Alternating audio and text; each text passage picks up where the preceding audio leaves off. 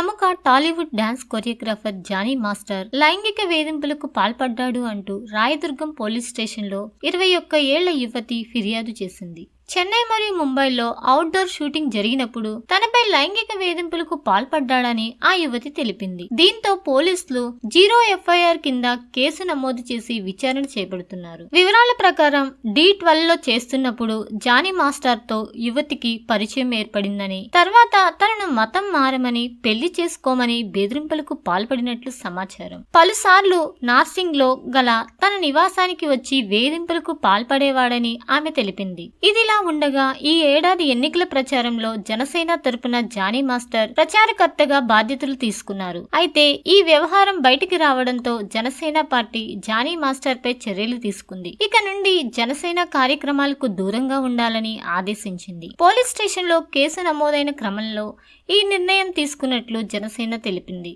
తక్షణమే ఈ నిర్ణయం అమల్లోకి వస్తుందని Janasena conflict management head Vemulapati Ajay Kumar తెలిపారు.